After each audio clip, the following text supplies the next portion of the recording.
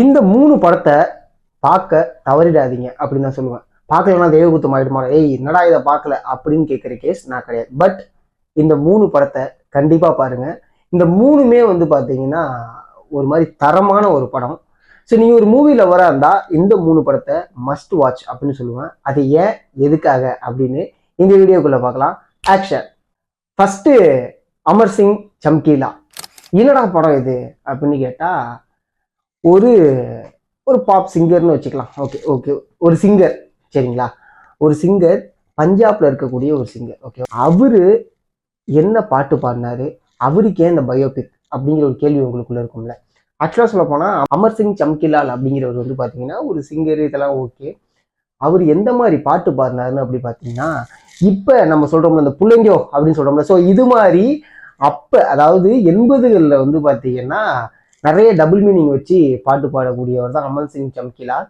அந்த சம்கிலால் வந்து பாத்தீங்கன்னா செம்ம பாப்புலர். எந்த அளவுக்கு பாப்புலர்னா, அமிதாப் பச்சனோட ஷோவை விட 1500 டிக்கெட் அதிகமாக விற்கிற அளவுக்கு அவ்வளோ பாப்புலர். ஆனால் அவருக்கு நிறைய பிரச்சனைகள் இருந்துச்சு. ஏன்னா இவர் சொன்ன மாதிரி 18+ சாங் பாடக்கூடியவர் அப்படிங்கும்போது அவரை சமூகத்தை சார்ந்தவங்களே வந்து பார்த்தீங்கன்னா, இந்த பாட்டு நீ பாடக்கூடாது, பாடினா உன்னை கொண்டுடுவேன் அப்படின்னு சொல்கிறாங்க. அவரும் அவருடைய ஒய்ஃப் அவங்களுமே வந்து சிங்கராக தான் வருவாங்க. அதுக்கப்புறம் 2 பேரும் லவ் பண்ணி கல்யாணம் பண்ணிப்பாங்க. ஸோ இது மாதிரி நிறைய விஷயங்கள்லாம் இருக்கும். இது நீங்கள் படம் பார்க்கும்போது ரொம்ப இன்ட்ரெஸ்டிங்காக இருக்கும். அவர் மேரேஜ் விஷயம் அதெல்லாம் வந்து செம்ம இன்ட்ரெஸ்டிங்காக இருக்கும். அதில் ஒரு சின்ன ட்விஸ்ட்டுமே இருக்கு. ஸோ அதனால அதை நான் பெருசாக டீட்டெயிலிங்காக சொல்ல. அவருடைய சமூகத்தை சார்ந்தவங்க வந்து, நீ இந்த மாரி பாட்டு பாடினா உனக்கு கொண்டுவேன், நீ வந்து டிவோஷனல் சாங் பாடு அப்படின்னா, அது ஓகே, உயிருக்கு பெயர்ந்து அவர் வந்து டிவோஷனல் சாங் பாடுறாரு.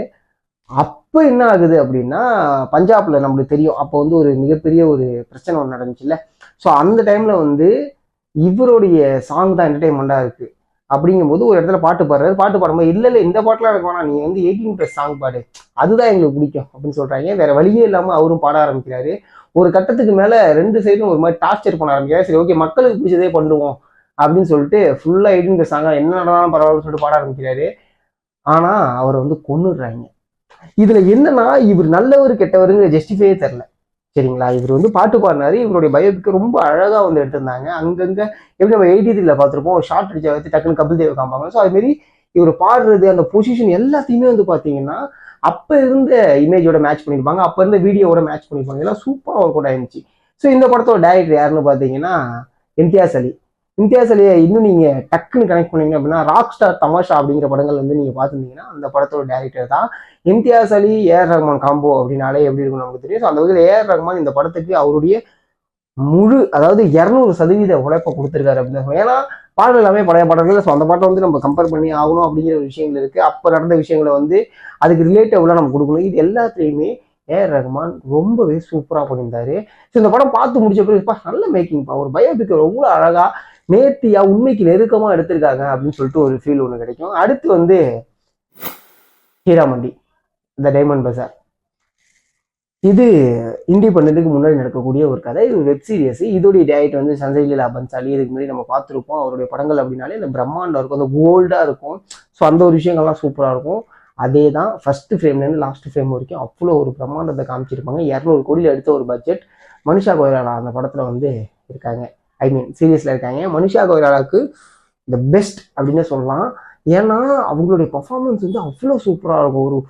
ஒரு வில்லிஸை காமிச்சிருப்பாங்க, வேற லெவலில் இருக்கும். அதித்தி ராவுக்கெல்லாம் வந்து இப்போ வந்து பார்த்தீங்கன்னா பாலிவுட்ல வந்து அப்படி செம்மையா வந்து என்ஜாய் பண்ண ஆரம்பிச்சாங்க அதித்தி ராவுடைய வாக்கு. ஏன்னா அதுல அந்த ஃபர்ஸ்ட் ஒரு வாக்கு ஒன்று வரும் அதித்தி ராவுக்கு, செம்ம வாக்கு. அது அவ்வளோ சூப்பராக வந்து அதை பண்ணியிருப்பாங்க.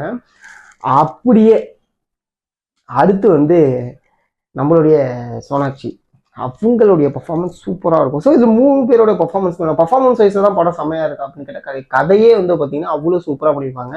ஹீராமண்டிங்கிறது வந்து பார்த்தீங்கன்னா ஒரு ரெட் லைட் ஏரியாங்க, சரிங்களா? அந்த ஏரியாவில் வந்து பார்த்தீங்கன்னா சும்மா நார்மலான ரெட் லைட். அந்த ஏரியாவுக்குள்ள ஒரு நவாப் போறாரு அப்படின்னா இவங்க சொல்றது தான் கேட்கணும். அவன் எம்மாம்பரி ஆளாம்லாம் சரி, இவங்க சொல்றது தான் கேட்கணும். ராகி மாதிரி இருப்பாங்க மனிஷா கொய்ராலா அந்த இடத்துல. அதுக்கு ஒரு போட்டி நடக்கும், அதுல ஒரு அரசியல் இருக்கும். இதை தாண்டி அதித்தியா வந்து யாரு, அவங்க என்ன பண்ணிட்டு இருக்காங்க அப்படிங்கிறதெல்லாம் கடைசியில காமிக்கும் போது அவ்வளோ சூப்பரா, ரொம்ப கிரிப்பா வந்து பாத்தீங்கன்னா ஒரு வெப் சீரிஸை பண்ணியிருப்பாங்க. ஒரு வெப் சீரிஸ் பார்க்கணும், செம்மையா ஒரு வாட்சபுளா ஒரு பிரம்மாண்டமான வெப் சீரிஸ் பார்க்கணும், கண்டிப்பா இது வந்து உங்களுக்கு வந்து ஒரு பெஸ்ட் வெப் சீரிஸ் அப்படின்னே சொல்லலாம். சஞ்சய் லீலா பன்சாலியோட முந்தைய படங்கள் நம்ம பார்த்துருக்கோம். ஸோ அந்த படத்தை மனசுல வச்சுட்டு போனீங்கன்னா கண்டிப்பா அதுக்கு ஈக்குவல் பண்ணும் இந்த படமும். ஸோ அந்த வகையில வந்து ஹீரா மண்டி ஒன் ஆஃப் த பெஸ்ட் அப்படின்னே சொல்லலாம். கடைசியா லாபட்டா லேடிஸ், இந்த படம் வந்து நிறைய பேரை கனெக்ட் பண்ணிக்கலாம். லாங் டிஸ்டன்ஸ் ரிலேஷன்ஷிப் கனெக்ட் பண்ணிக்கலாம். ஏன் சொல்றேன்னா, அந்த கதையை பார்க்கும்போது உங்களுக்கு தெரியும். முதல்ல வந்து தீபக் அப்படிங்கிறவருக்கு வந்து கல்யாணம் ஆகுது. பொண்ணு வீட்டிலேருந்து மாப்பிள்ளை வீட்டுக்கு போகணும் அப்படின்னா ட்ரெயினில் தான் போக முடியும்.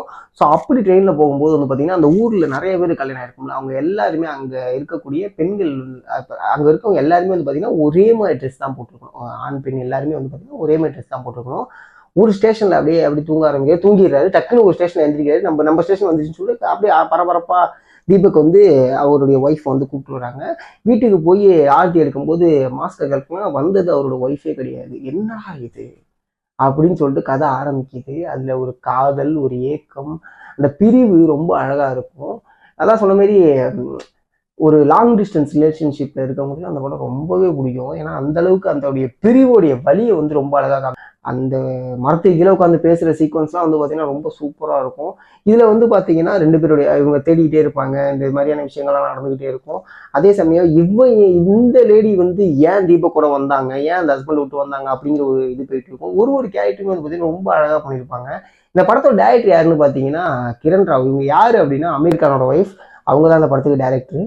ரொம்ப சூப்பராக எடுத்திருந்தாங்க. எந்த ஒரு கதாபாத்திரமே சும்மா ஜஸ்ட் லைக் தட்னு போடல. ஒரு கதாபாத்திரம் அவ்வளோ அழகாக இருந்துச்சு. இந்த போலீஸை பார்க்கும்போது செம்மையாக இரிட்டேட் ஆகும். அந்த அளவுக்கு அவர் பெர்ஃபார்ம் பண்ணியிருந்தாரு. அந்த படத்தில் ஃபெமினிசம் டைலாக் வந்து பார்த்தீங்கன்னா ரொம்ப சூப்பராக இருக்கும். ஒரு இடத்துல வந்து சம்சா வைக்கிற ஒரு பாட்டி ஒன்று சொல்லுவாங்க, உன்னை வந்து முட்டாளாக வளர்த்துட்டாங்க, நீ ஒரு ஃபூல் அப்படிங்கும்போது, அதாவது யார் அப்படின்னா ஃபர்ஸ்ட் கல்யாணம் பண்ணிட்டு வருவா தீபக் கல்யாணம் பண்ணக்கூடிய பொண்ணு, அவங்க பேருமே ஃபூல் தான். அவங்க சாரி பூல், அவங்க பேர் வந்து பூல். அவங்கள பார்த்து சொல்லுவாங்க, நீ ஒரு முட்டாள், நீ எதுக்குமே தகுதி இல்லாத ஒரு ஆளுமே. இல்லை எனக்கு எல்லாமே தெரியும் சொல்லும்போது, இதெல்லாம் தெரியும் உனக்கு, இதை வச்சுட்டு வீட்டுக்கு போக தெரியுமா அப்படின்னு சொல்லி ஒரு கேள்விகள்லாம் கேட்கும்போது ரொம்ப சூப்பராக இருக்கும். அதாவது ஒரு ரிட்டனாகவே வந்து பார்த்தீங்கன்னா சூப்பராக, ரைட்டராகவே வந்து பார்த்தீங்கன்னா இந்த படத்தில் செம்மையாக ஒர்க் பண்ணியிருக்காங்க அப்படிங்கிறதே சொல்லலாம். இந்த படம் வந்து பார்த்தீங்கன்னா டெஃபினட்டாக ஒரு ஆர்ட் ஃபார்ம் தான். ஆனாலும் இந்த படம் உங்களை செம்மையாக என்கேஜ் பண்ணும், உங்களுக்கு ரொம்ப கனெக்ட் பண்ணிக்க வைக்கும். ஒரு கணவன் மனைவிக்குள்ள இருக்கக்கூடிய பிரிவு எந்த அளவுக்கு மிக கொடியது அப்படிங்கிறத வந்து ரொம்ப அழகாக காமிச்சிருப்பாங்க. இந்த வாரத்துக்கு கண்டிப்பாக ஒரு கம்ஃபர்டபுள், ஒரு ஒண்டர்ஃபுல் மூவியாக இந்த மூணுமே இருக்கும். இந்த 3 மூவியுமே நீங்கள் பார்க்கலாம். உங்களுக்கு இதில் எது ரொம்ப ஃபேவரட்டானது அப்படிங்கிறத கமெண்ட்ல சொல்லுங்க. இந்த 3 படத்துல இந்த படம் ரொம்ப ஃபேவரட்பா, இந்த கேரக்டர் ரொம்ப பிடிக்கும்பா அதுனாலும் கமெண்ட்ல சொல்லுங்க. இது வரைக்கும் இந்த படத்தை பார்க்காதவங்க போய் பாருங்க. நான் ஃபர்ஸ்ட் சொன்ன மாதிரி ஐயோ பார்க்கலையா பாவி அப்படிலாம் சொல்ல மாட்டேன். பட் ஒரு மூவி வாட்சபிள் பர்சனாக இருந்தால், ஒரு மூவி லவராக இருந்தால் கண்டிப்பாக இந்த 3 படமுமே உங்களுக்கு என்டர்டெயின் பண்ணும். ஸோ மறக்காம நம்மளோட சேனல் ஆக்ஷன் கட் சதீஸை சப்ஸ்கிரைப் பண்ணுங்க. இன்னொரு வீடியோவில் மீட் பண்ணுறேன்.